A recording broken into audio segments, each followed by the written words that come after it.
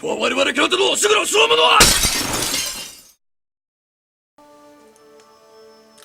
everyone! My name is Ian, the part-time Dungeon Master, and welcome back to D20 Sundays. I'm your host as always. So, yeah, I guess this is another campaign diary when it comes to the criminal campaign, which I've nicknamed Crimes Against Sanity, because I knew two of the players were at least going to drive me insane. I was mostly right. But nonetheless, it's a very fun campaign, and my players and myself have been having loads of fun with it. So in the last campaign session, though, that was an interesting event. So what happened is that the players had moved from the town of Wolfgren that they had been in, or the city. It's a very major city. They moved from there to a smaller city known as Bastow. And the reason they did it was because they felt like they were getting a little too popular in Wolfgren, and they needed to essentially spread out a little bit, and they'd come back later. That's perfectly fine. So, they go to Bastow, the next major city to the north. And when they get there, they're like, let's look for some jobs. Well, to preface this, two of the players said that they were going to be late. They weren't sure how late they were going to be, they just knew they were going to be late. So one player said, just have his guy, go to the bar, have a few drinks, take a nap or something. And the other guy didn't say what he wanted to do with his character, so I made him essentially an NPC for the group.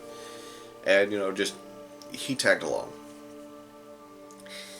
I'd also like to point out the one that tagged along was cursed by a fish, essentially an iron stone, is one of the stones that rotates around your head and everything.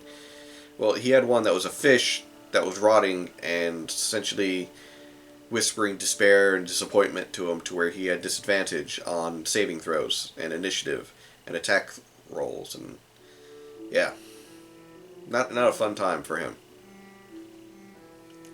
So the players decided we're going to take a job.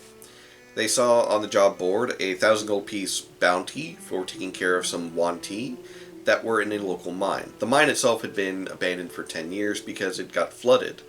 And the mayor was like, we want to reopen it because, I am certain that there's actual gems still inside that mine, and we want to, mine it out.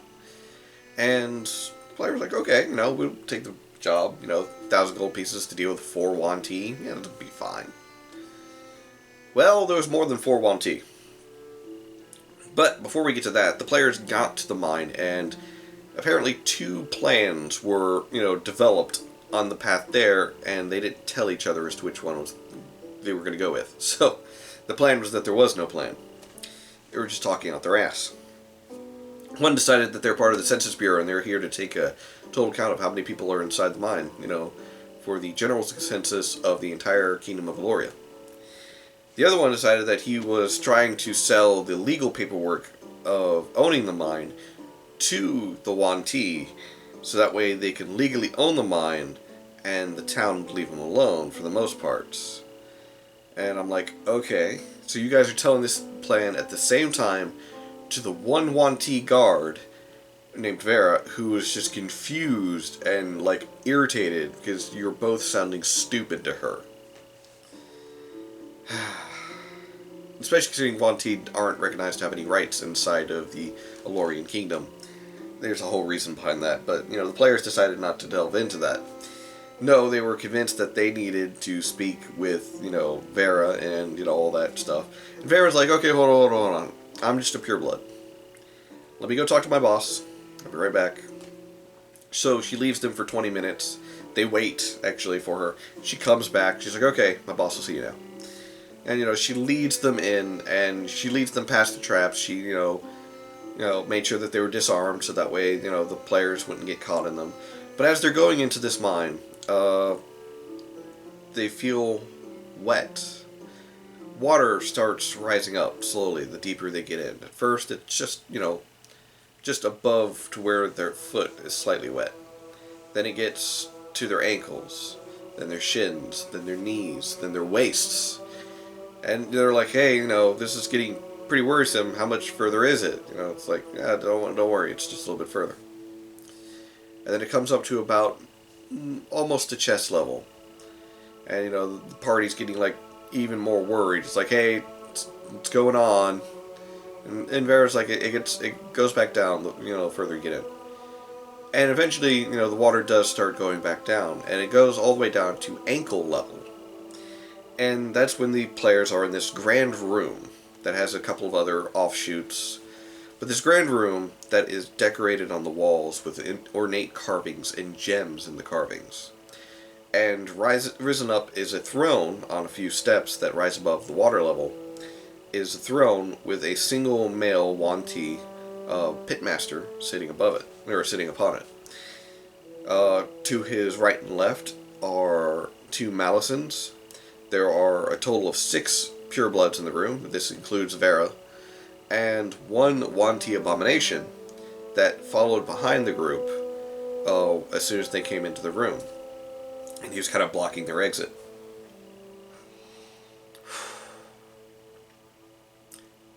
These idiots. Boy. These idiots proceed to go on with the plan that they are going to try and sell the rights of the mine to the Yuan-Ti, or at least try and offer to buy the mine from them in some way or another.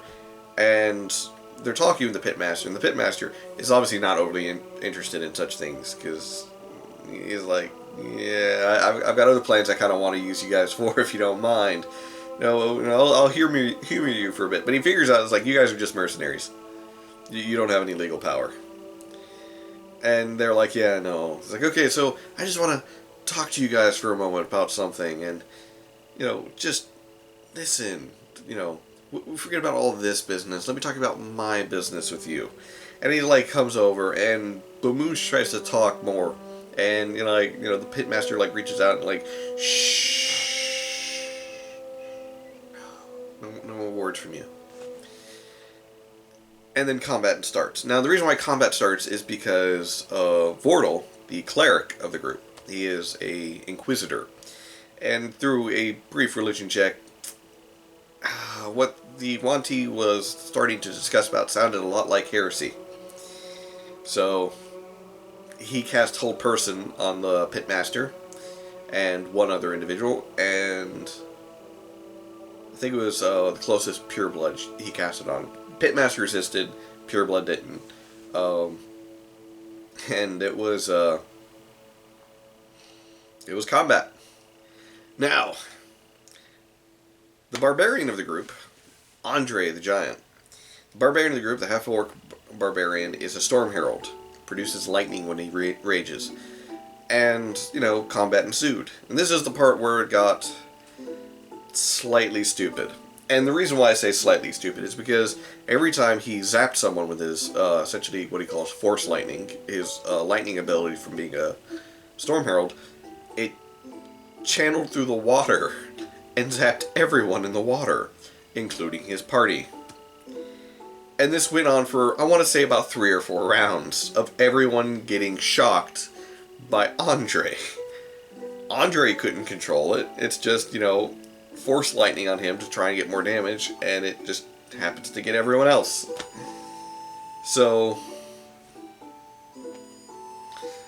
and of course, you know, Varys, the rogue who was with them, who had the fish floating around his head, was just having terrible luck.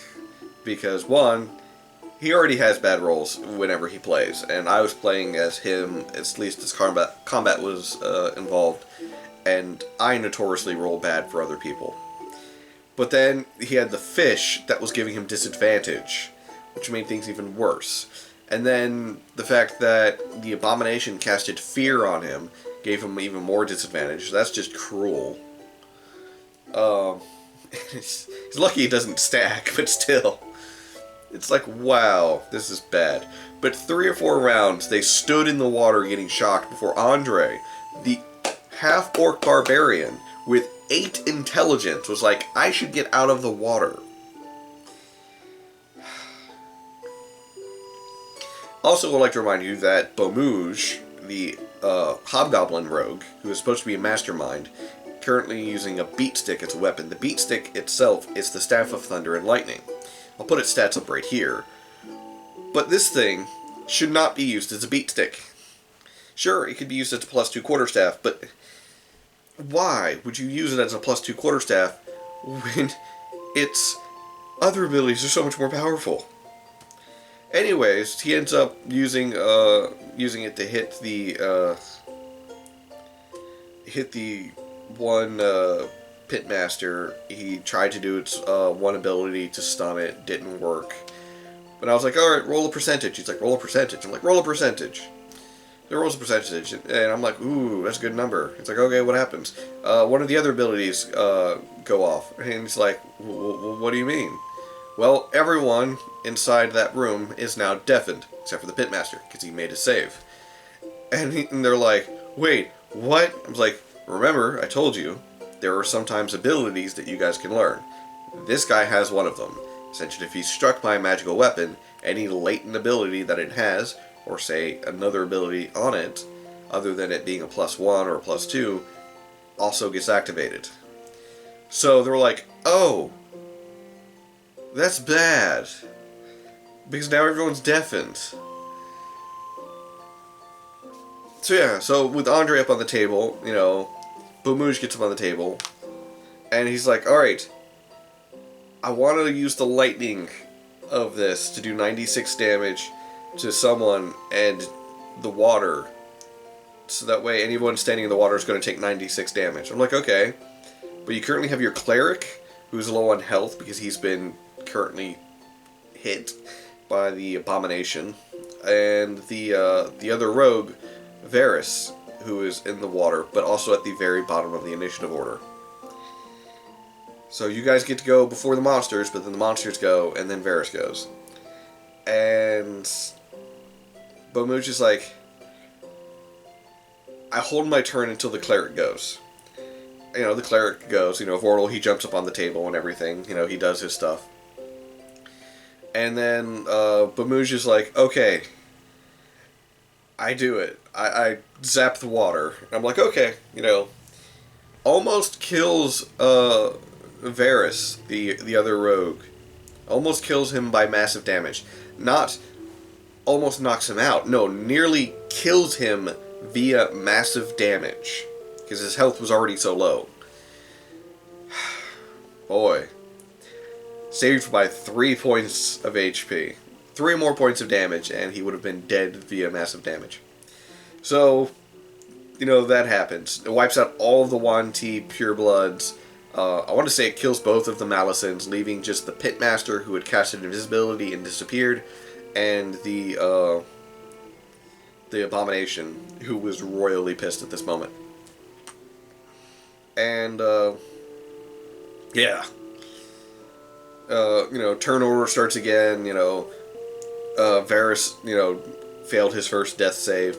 Andre is like, okay, alright, the Pitmaster goes first, you know, he appears, and Andre's like, okay, he did his thing, I'm going to go, and I'm going to charge the Pitmaster now.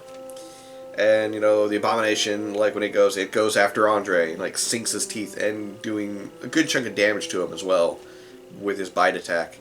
And, like, fighting ensues just a little bit more, and finally they're able to defeat the Yuan Ti Pitmaster and the Abomination, officially defeating all the Yuan Ti. And Vordel, it casts Greater Healing Word, or a Mass Healing Word, and healed everyone of the party, bringing Varys back from the brink of death. And that's when Varys' player connected, and he was like, the fuck is going on? I'm like, well, Boumouge is a team killer. And I wanted to share this because this group is so much better at killing themselves than I am killing them. They've killed each other, or almost killed each other, so many times. More than I have almost killed them. First we got Andre, who's been mind-controlled and almost killed Varys. Then we've got Boumouge, who blew himself and Varys up.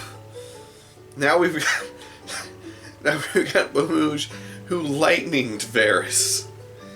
Varys has been taken below 0 hit points to where he's making death saves 3 times because of other party members' decisions. They're terrible at this.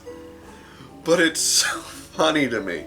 Because it's like, no matter what I throw against these idiots, they are more dangerous to themselves. And of course, Edgar, the last one who had, was also going to be late, he had connected just in time as well. Where he comes in, he's like, he drops healing because he's got some ranger healing spells. And he's like, okay guys, wow. Can't believe you did a job without me. Can't believe you survived. I'm just like, man. Oh, but the idiocy doesn't stop there. No, the idiocy, of course, does not stop there. Why would it? So they go back to town, and they, bring the job over to the mayor, and it's like, hey, completed your job, but, there's more than 4 Yuan-ti, and 1,000 gold pieces isn't enough. So then, Bamouge immediately gets the idea, I'm going to try and coerce him into giving me, or at least selling me, the mine. And I'm like, okay, I don't think that's going to work because it's his mine. And that's a large amount of money that it's worth. So, oh yeah, almost forgot. Bamouge had also picked up 2 cursed rubies off of the wall. See, as they were doing some light looting of the place, he was like, oh, I see these 2 fist-sized rubies in the eyes of a serpent. So I'm going to take them. And as soon as he says I'm taking them, 2 of the others are like, hey, I want to do an arcana check and detect magic to see if those things are cursed. And as soon as they were like, yeah, those things are cursed, he was already holding both of them. And it's like, okay, you were cursed with hunger. Suddenly you feel like your stomach is empty and you need to fill it with whatever you can. It's like, okay, I just start eating the rations that I have. And it's like, okay. And, yeah, fun times. But yeah, so, they get back to town and everything, and they were like, we'll give you these cursed, we'll give you these, not cursed rubies that are the size of your fists for the mine. And when that doesn't work, they tried coercing and threatening the mayor, and I'm like, okay, I'm stopping this now. You guys are essentially asking a king for his crown. That is what you're doing. Yes, I get it, you even pulled the card to where you were friends with Endel Fetner, one of the high nobles of the kingdom. But the problem remains that, I don't know if you can hear that or something. Neighbors are cutting their yard with it. I don't know if that's a lawnmower or like a tree shredder. Anyways, but yeah, so they're like trying to threaten and coerce this guy, this mayor, in order to signing over something that has a huge amount of income for his town. They're like, no, we'll hire locally so that way your town people can get money. It's just we want a large chunk of the money. I'm like, it's not going to work. You guys are already at disadvantage because, like, you're threatening him with his guards there, but also because, 1, it's his mine, and 2, you brought up the Fetners, and this town isn't owned by the Fetners, this town is owned by the Menethillans. And, of course, if you're not aware of this, that's fine, but in my campaign world, the Elorian Kingdom, it is run by 7 noble families. And the 3 most prominent ones are the Fetners and the Menethillans. Wolfgren, the town that they came from, was owned by the Fetners. But Bastow, the town that they're in now, is owned by the Menethillans.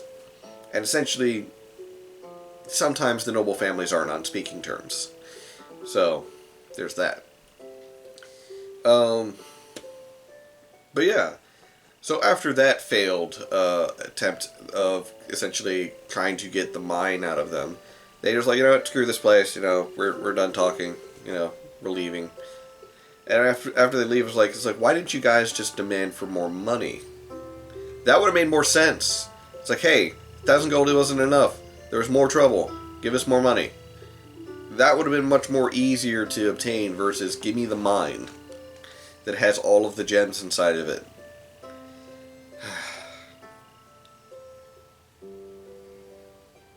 The players are idiots, but I love them still. Anyways, I'll catch you guys next time.